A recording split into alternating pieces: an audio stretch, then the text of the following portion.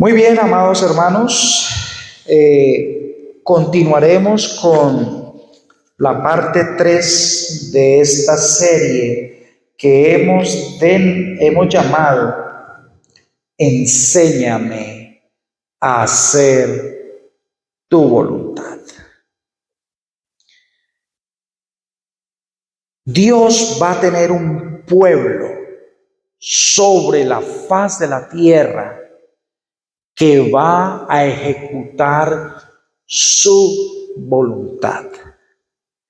Pero en la conformación de ese pueblo que va a llevar adelante la voluntad de Dios, hay ciertos principios y ciertas ordenanzas que debemos de tener muy en cuenta. Recordemos, Dios es un Dios de orden. Y como Él es un Dios de orden, Él desea que ustedes y yo vayamos a la regla por excelencia del orden, que es la Sagrada Escrituras. Así que en esta mañana voy a invitarlos para que abran sus Biblias en el libro de Lucas. Vamos a ir al libro de Lucas en esta mañana.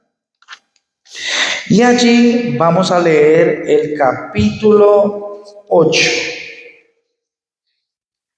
Lucas, capítulo 8. Y vamos a leer los versículos 42 al 48. Vamos a leer de Lucas, vamos a leer el versículo 42, la última parte del versículo 42. Lo voy a colocar en el contexto. Jesús está en la ciudad y ahora se le ha acercado un hombre prominente llamado Jairo y tiene una petición explícita: Señor, ven a mi casa porque mi hija está gravemente enferma. Y mientras que Jesús va a casa de Jairo, la multitud se aglomera, se agolpa en derredor de él y empiezan a apretujarlo. Y es en ese contexto que va a suceder lo que vamos a leer a continuación, versículo 42. Vamos a leer la última parte y dice: y mientras iba, la multitud le oprimía. Versículo 43. Pero una mujer que padecía de flujo de sangre desde hacía 12 años y que había gastado en médicos todo cuanto tenía y por ninguno había podido ser curada, versículo 44, se le acercó por detrás y tocó el borde de su manto, y al instante se detuvo el flujo de sangre. 45. Entonces Jesús dijo: ¿quién es el que me ha tocado?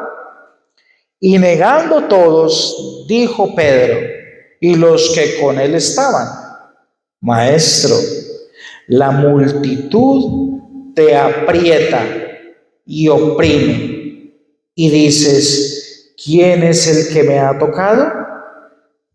Pero Jesús dijo: alguien me ha tocado, porque yo he conocido que salió poder de mí.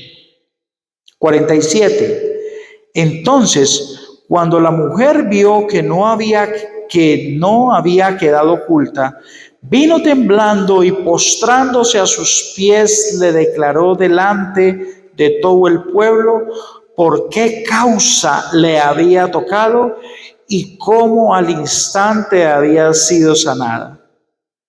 48. Y él le dijo: hija, tu fe te ha salvado. Ve en paz. En esta historia que vamos a ver en el día de hoy, vamos a encontrar nuevos elementos de juicio para que en nuestro análisis, para poder entender Salmos 143 y el versículo 10, donde el salmista le suplicaba a Dios que le enseñara a hacer su voluntad, hoy vamos a ver cuál es la forma correcta de hacer la voluntad del Señor y de cómo podemos mantenernos. Tenemos aquí esta historia que Dios en su infinita misericordia decidió que quedase en el canon bíblico, dentro del canon bíblico, como una muestra, hermanos, de que ninguno de nosotros pasa desapercibido ante los ojos de Dios. Todos nosotros estamos esculpidos en sus manos. Sus manos fueron laceradas y cada martillazo que Jesús recibió en sus manos para ser clavado al madero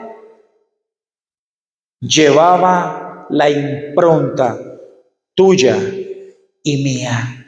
Fuimos nosotros los que clavamos a Jesús en el madero, pues Él fue molido por mis pecados y mis rebeliones. Ahora vemos a esta mujer. El relato dice que tenía 12 años con un flujo de sangre.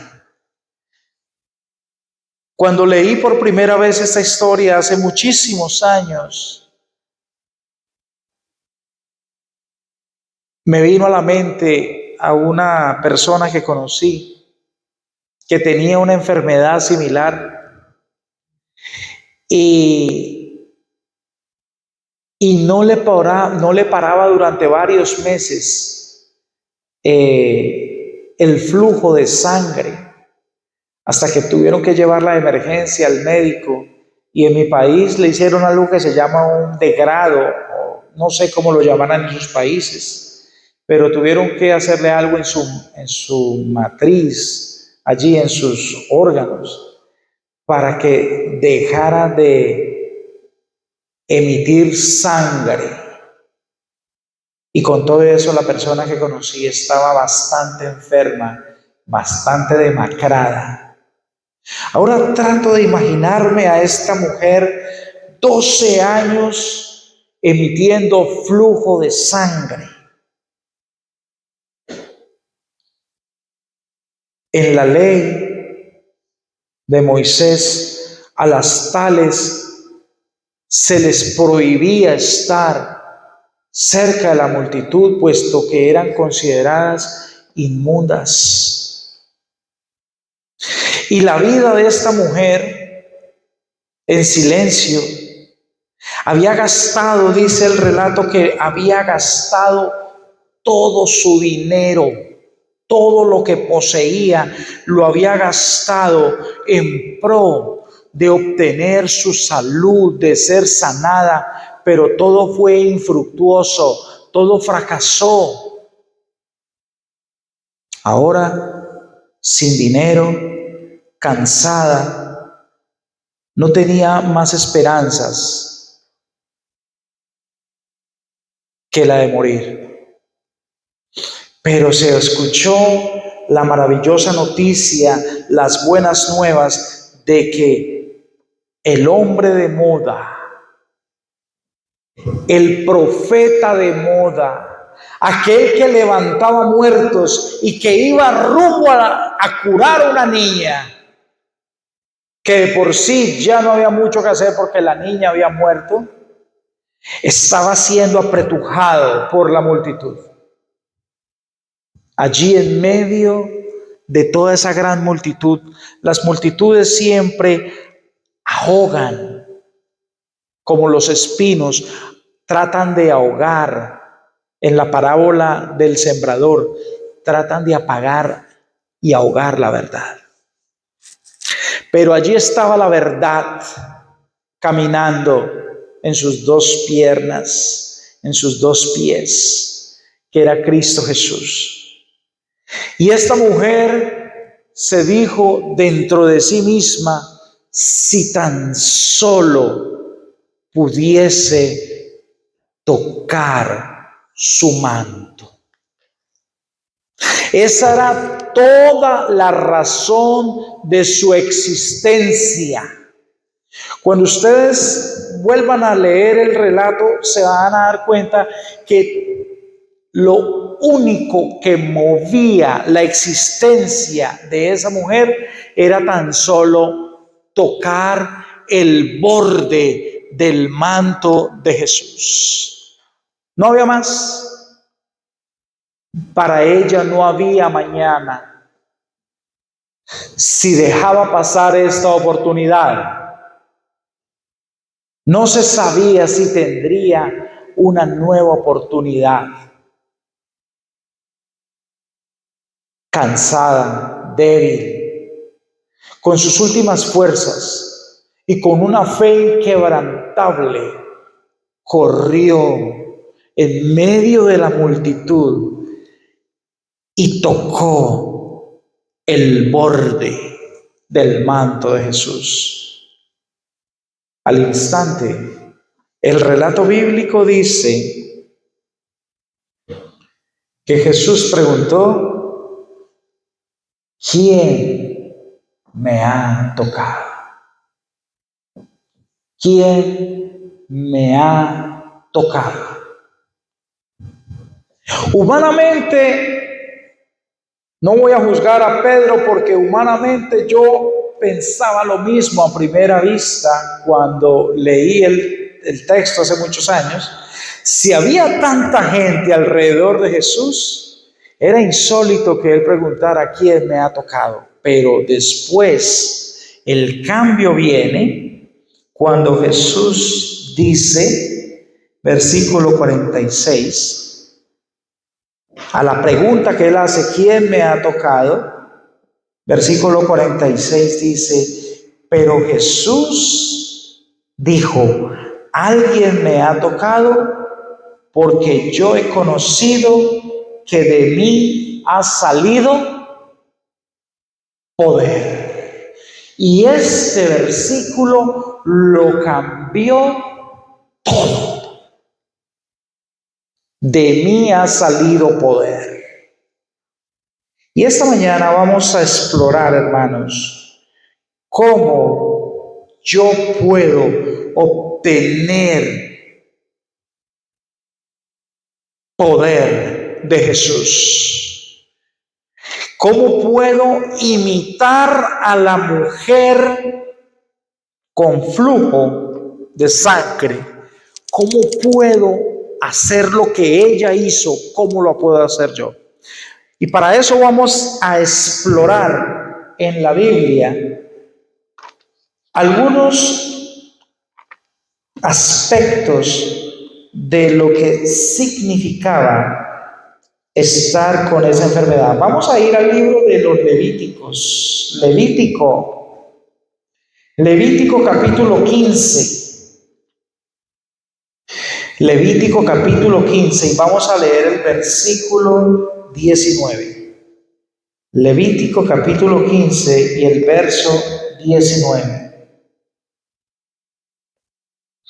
Dice así, Levítico capítulo 15, verso 19, dice: cuando la mujer tuviere flujo de sangre y su flujo fuere en su cuerpo, 7 días estará apartada, y cualquiera que la tocare será inmundo hasta la noche. Leamos el 20. Todo aquello sobre lo que ella se acostare mientras estuviere separada, será inmundo. También todo aquello sobre lo que se sentare será inmundo. Y cualquiera que tocare su cama lavará sus vestidos, y después de lavarse con agua será inmundo hasta la noche. También cualquiera que tocare cualquier mueble sobre el que ella se hubiere sentado, lavará sus vestidos, se lavará luego a sí mismo con agua y será inmundo. Y ustedes pueden seguir haciendo esta lectura hasta el versículo 33. Y dice así la palabra del Señor. Vamos a leer desde el versículo, vamos a leer el 33 y dice, y 32 leamos, esta es la ley para el que tiene flujo y para el que tiene emisión de semen, viniendo a ser inmundo a causa de ello, y para la que padece su costumbre, y para el que tuviere flujo, sea varón o mujer, y para el hombre que durmiere con mujer inmunda. Había una ley y Dios quería mostrarnos que de nosotros no sale nada bueno. Y como estas personas tenían que presentarse constantemente ante el tabernáculo de Dios en el santuario que estaba en el desierto, el Señor quería que cualquier señal de impureza presente en el cuerpo, esas personas voluntariamente se alejaran.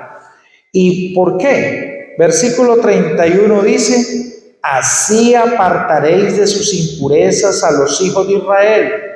Oigan bien, ¿por qué? Había una razón, dice, a fin de que no mueran por sus impurezas, por haber contaminado mi tabernáculo que está en medio de ellos.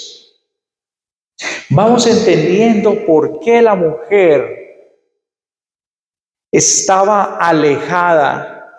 Y óigase bien, si ustedes miran detenidamente, cuando empezamos a leer en el versículo 19, dice que era por los 7 días que dura el periodo normalmente de una mujer, pero esta mujer de la historia tenía 12 años con un flujo de sangre. Y no se podía acercar al santuario. Pero ahora sigamos entendiendo qué dice Marcos 7:15. Vamos al libro de Marcos, el capítulo 7 y el versículo 15.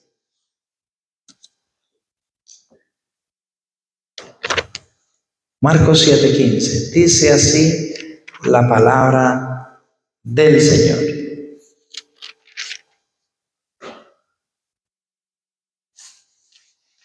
Nada hay fuera del hombre que entre en él que le pueda contaminar.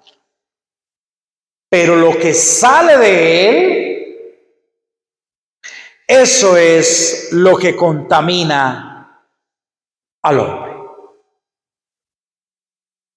Así como el flujo en la mujer y la emisión de semen en el hombre contaminaba tanto al hombre como a la mujer,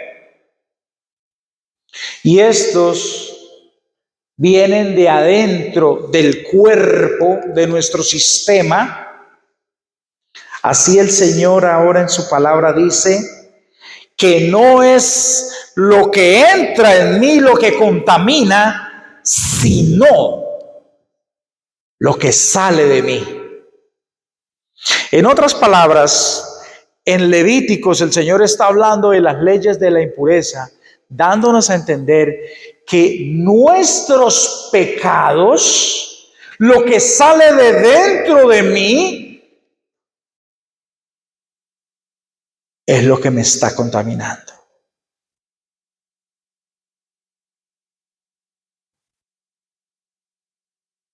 Lo que está en mi interior es lo que me está haciendo daño a mí.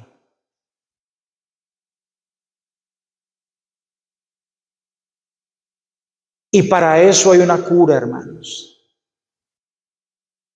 Nuestro sumo sacerdote, Cristo Jesús, desea en esta mañana que por el toque de la fe seas limpio, tú y yo. Puesto que si permanezco con mi inmundicia, estoy condenado a desaparecer.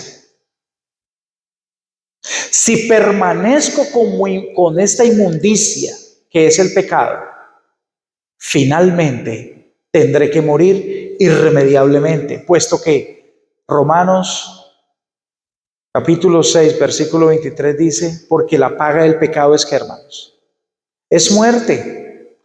La paga del pecado es muerte. Pero la dádiva de Dios es vida eterna. ¿En quién? En Cristo Jesús. Lo que de mí sale es lo que me está contaminando.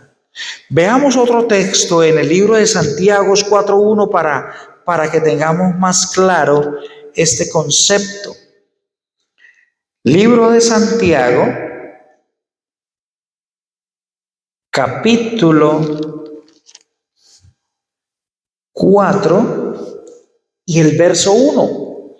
La palabra del Señor nos está diciendo allí algo bien contundente con respecto al hacer la voluntad de Dios. Dice, ¿de dónde vienen las guerras y los pleitos entre vosotros? ¿De dónde vienen? ¿De dónde viene mi forma de ser? ¿Por qué yo soy esto que aborrezco ser? Me uno a Pablo cuando decía, miserable hombre de mí, porque lo bueno que yo quiero hacer, no hago. Y lo malo que aborrezco, eso hago. Y esa es mi condición y esa es su condición, hermanos. Y aquí Pablo pregunta, ¿de dónde vienen las guerras y los pleitos entre vosotros? ¿No es de vuestras pasiones, las cuales combaten en vuestros miembros? Es lo que está aquí, hermanos, lo que me está haciendo daño a mí y a ustedes. Por eso, el Señor, conociendo al ser humano, Jesús fue tentado en todo, pero sin pecado. Y ahora Dios desea vivir su vida santa, pero hay un problema. Esto está enfermito. Mi lóbulo frontal está enfermo. Cuando me hablan de pecado, de que debo de separarme del pecado, inmediatamente veo ante mí una gran montaña que me impide ver más allá. Pero la Biblia no deja a nadie descorazonado. La Biblia sigue entregándole a ustedes y a mí la oportunidad de que podamos ser limpios. La mujer tuvo dentro de sí un elemento llamado fe. Y esa fe se convirtió en el todo de su vida.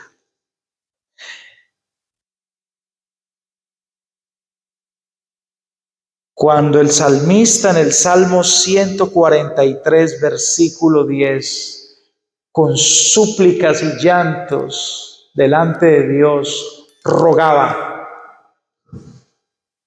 enséñame a hacer tu voluntad. porque él había experimentado el dolor del pecado.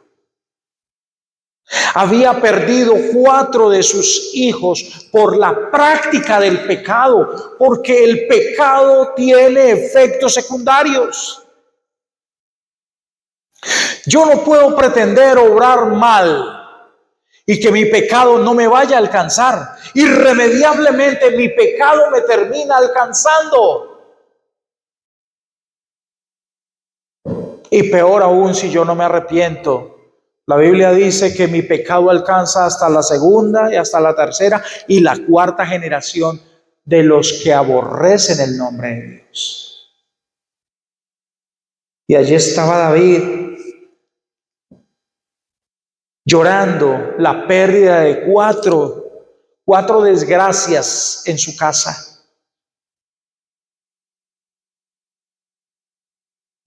Y en el Salmo 143, versículo 10, él dice: enséñame a hacer tu voluntad, oh Dios, porque tú eres mi Dios.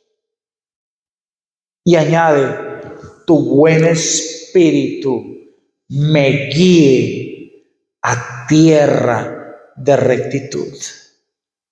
Ahora, en su súplica, inserta un nuevo personaje, un nuevo elemento, un elemento transformador, el Espíritu Santo. Y es que, hermano adventista, desde donde usted me esté viendo, quiero decirle en esta mañana que la única forma de agradar a Dios es con fe.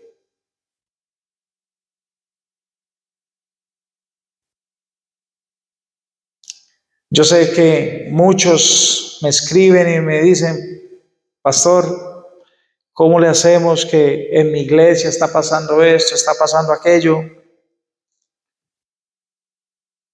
Y déjeme decirle que hay veces es descorazonador, porque es que una cosa es que algunas cosas se hagan en privado, pero cuando esas cosas que están mal hechas delante de Dios se ponen en todas las redes sociales, le hacen agachar a uno la cabeza muchas veces.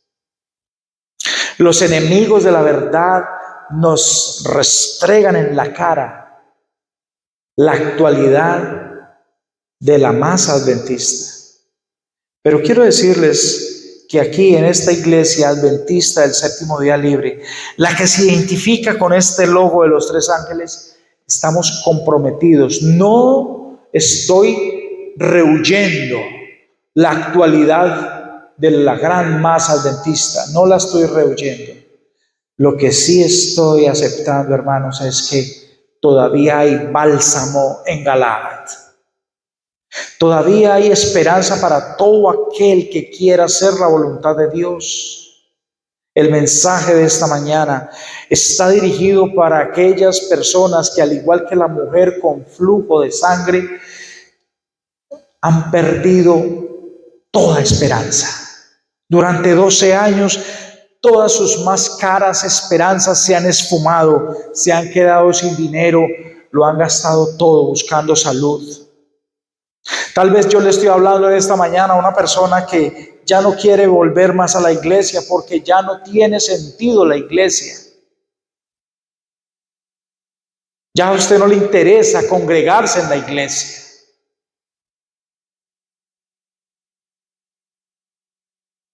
Yo quiero decirte, hermano, que todos padecemos de lo mismo.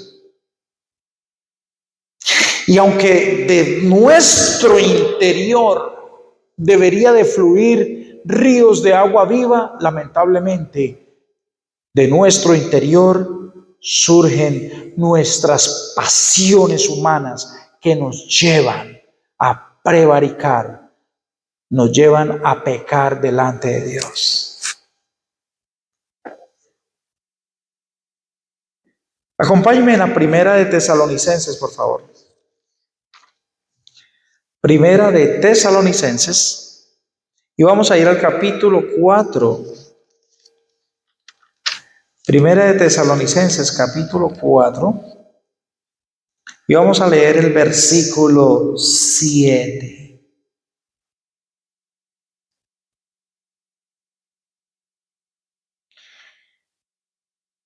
Yo espero que tú y yo creamos en la Biblia,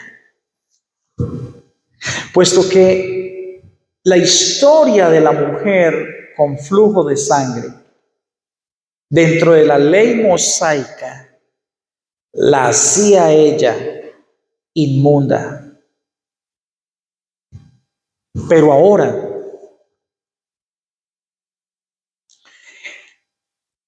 en el Nuevo Testamento, el Señor nos indica que mientras que ustedes y yo vivamos sin confesar nuestros pecados, mire la situación en la que nos encontramos.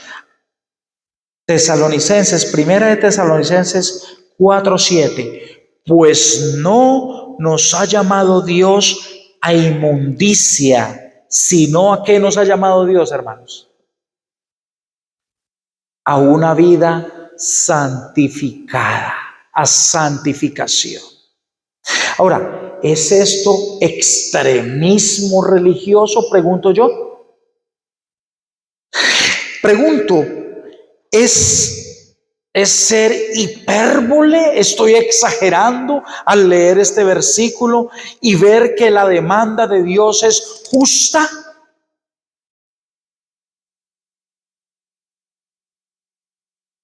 Dios no nos ha llamado a inmundicia, hermanos. Y hablo para los hermanos adventistas que me escuchan. Hermano adventista que me oye, amado, el momento que vivimos es especial.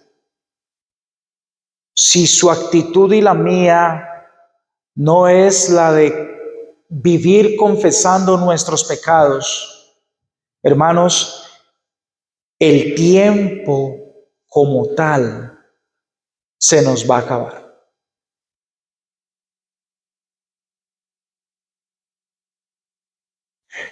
La palabra declara que no seamos como la puerca.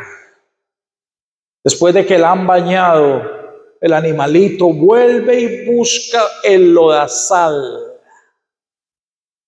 y se revuelca en ella. Si ya nosotros hemos conocido el mensaje de la cruz y lo que ese mensaje implica para los adventistas, lo único que resta decir es que si yo pisoteo la sangre del pacto de Cristo Jesús, ya no hay más expiación por nuestros pecados.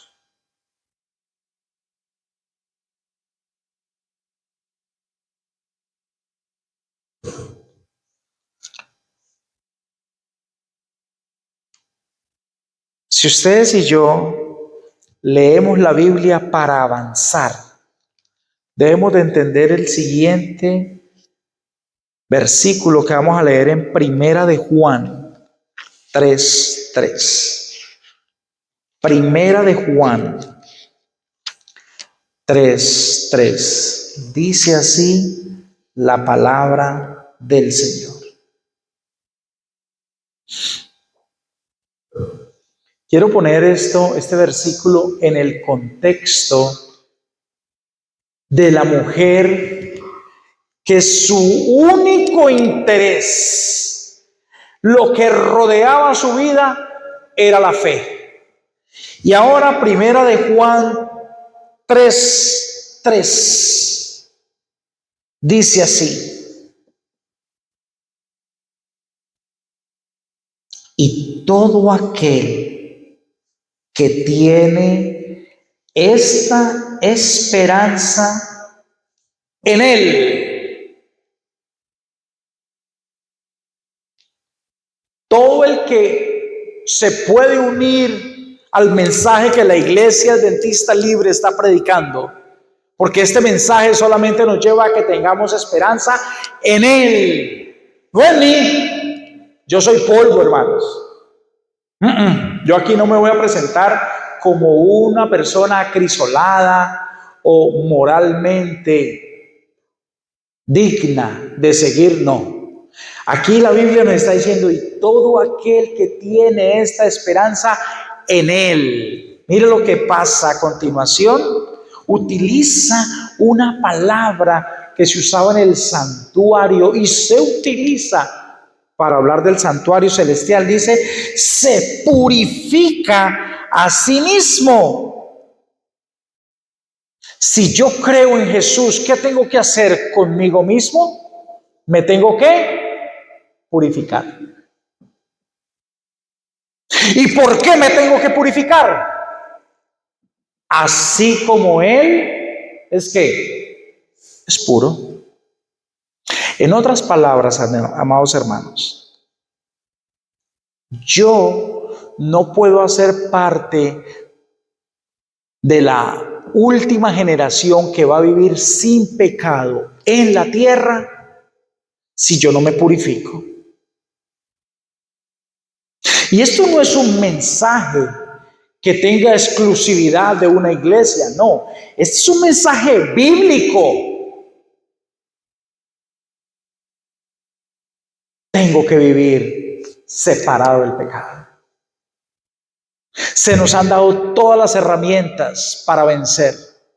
La pregunta es, ¿aceptaremos estas herramientas, hermanos, para vencer el pecado? Tengo que limpiarme y purificarme así como Él es puro. Y vamos a ver un poquito más en el libro de Hebreos, hermanos. Hebreos, en el capítulo 12, Hebreos 12, 14, un texto que es bien conocido y desde aquí siempre lo estamos enunciando, pero que es bueno que lo leamos. Hebreos 12, 14 dice, una vez que ustedes y yo nos hemos purificado, y nos tenemos que purificar porque Él es puro, dice Hebreos 12, 14, seguid la paz con todos. Seguid la paz con todos. ¿Y qué más sigue a continuación del versículo? Y la santidad, sin la cual nadie verá al Señor. Yo no voy a enseñarte a ti que tú puedes permanecer en una vida alocada, viviendo sin Dios y sin ley. Eso no te lo voy a decir yo.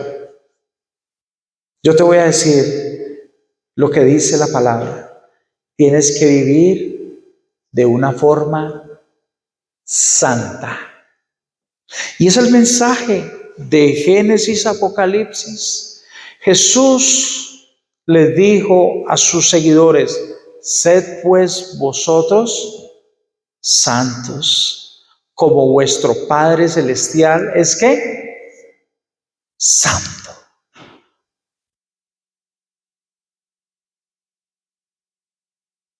El mensaje que hoy la mayoría de las iglesias del mundo están enseñando es un mensaje que conducirá a millones de personas a la pérdida de la vida eterna. Todo lo que están enseñando y la mayoría de iglesias, y tengo que decirlo con vergüenza, y esto incluye a la Conferencia General de los Adventistas, están enseñando un mensaje, lamentablemente. Yo no tendría que mencionar esto si ellos no subieran eso a las redes sociales. Pero en las redes sociales todo se ve. Y cuando muchas veces me he parado yo a predicar en la calle, alguien me saca un video. Dice, ¿y estos son ustedes los adventistas?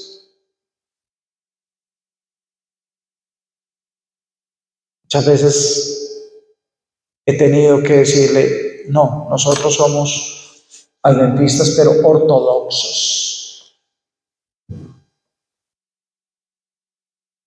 Como cuando el leproso andaba, tenía que gritar, inmundo, inmundo. Así ahora toca hacer separación, hermanos.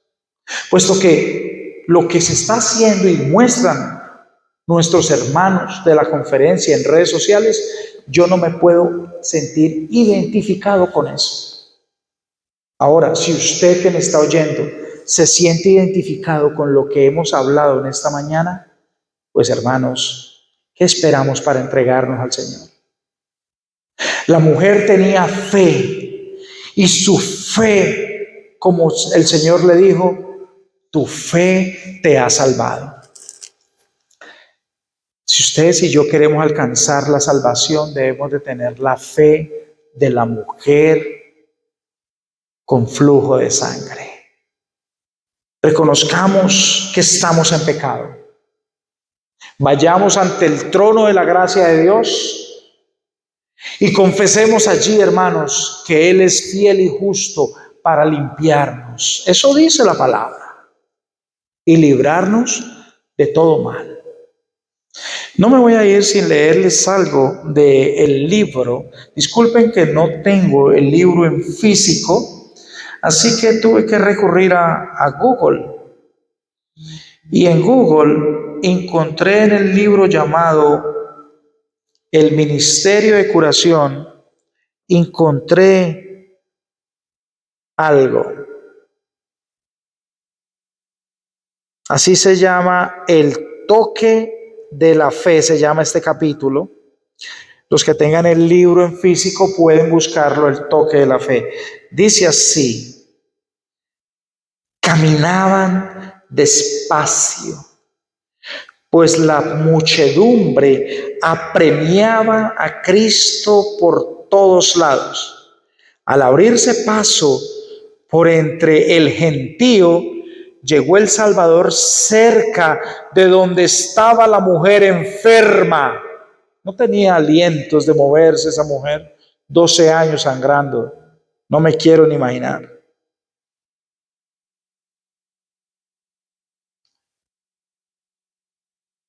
Ella había procurado en vano una y otra vez acercarse a él. Ahora había llegado su oportunidad. Jesús se puso en el camino de ella para que ella ejerciera su fe.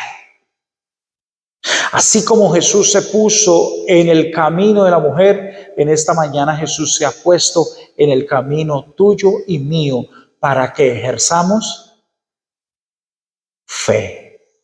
Sigo leyendo. Ella había procurado en vano una y otra vez acercarse a él.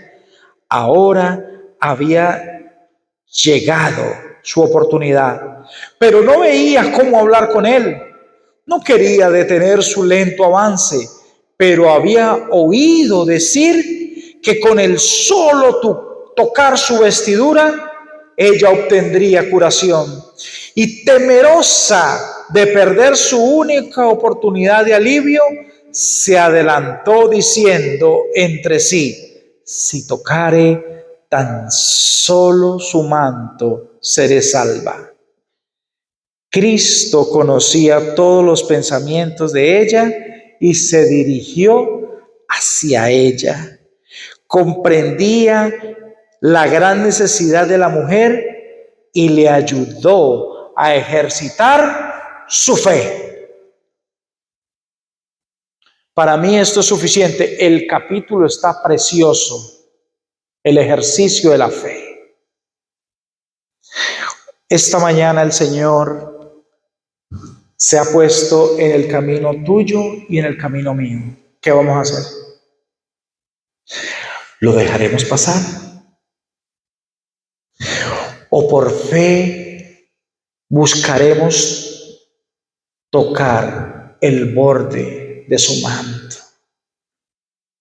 Yo espero que sea lo segundo, hermanos. No tenemos mucho tiempo los adventistas. Tiempo es lo que menos tenemos y se lo he repetido muchas veces desde este lugar.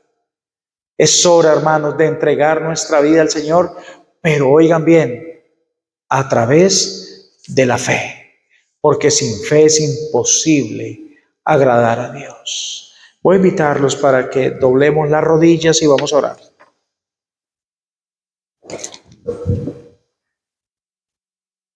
Querido Padre Celestial, te doy gracias por la misericordia que nos has mostrado, Señor. Te agradezco por haberte puesto en el camino de nosotros. ¿Qué sería de nosotros si tú no te hubieses interpuesto entre el camino que lleva a la muerte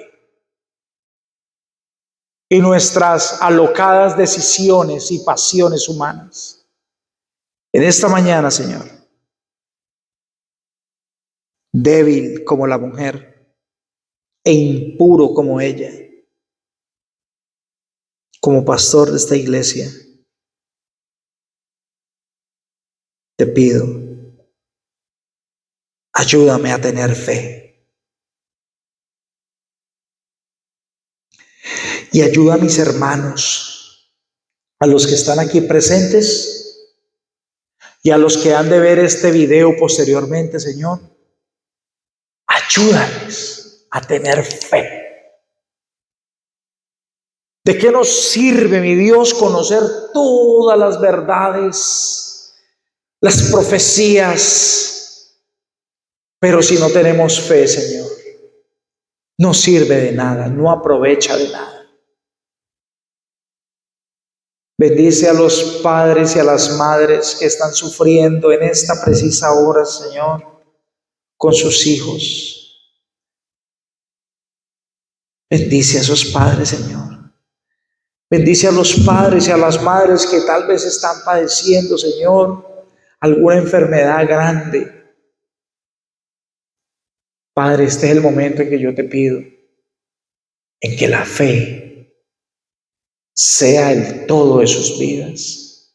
Y cuando ellos oraren a ti, Señor, yo te ruego que tú les respondas sus oraciones prontamente, mi Señor. Por favor. Bendice a los hermanos que están desanimados en la fe, Señor. Bendícelos, Padre. Permite que tu Santo Espíritu vuelva a encaminarlos en el camino, Señor, que lleva a la vida eterna. Y que puedan volver a tener su primer amor encendido. Y te pido por mi iglesia aquí, local, mi iglesia Redención. Te ruego, Señor, que esta iglesia cada día pueda tener más personas comprometidas con el mensaje de la vida eterna, Señor.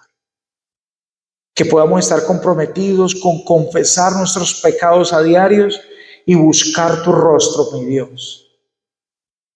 No como yo quiero, Padre, porque aún mis mejores deseos están contaminados, Señor, con mi maldad. Pero yo, Señor, siguiendo el mandato de tu Hijo,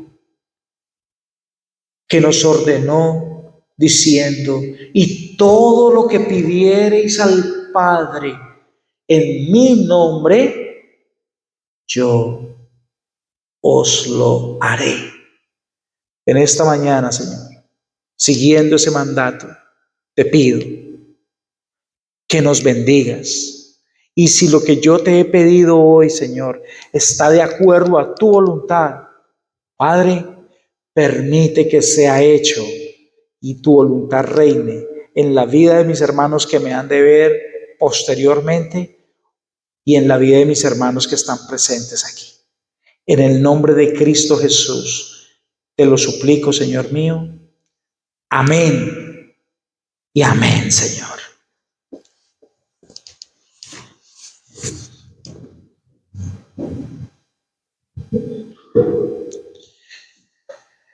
Apreciados hermanos, gracias nuevamente por dejarme entrar en sus casas.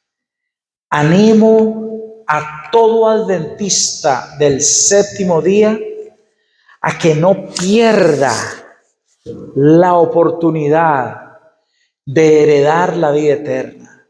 El cielo se empieza a vivir desde aquí. Allá lo vamos a ver materializado. No pierda la fe, hermanos. Luche, luche y no deje de luchar, hermanos, puesto que las bendiciones del libro de Apocalipsis están dedicadas para aquellos que obtienen la victoria sobre el pecado.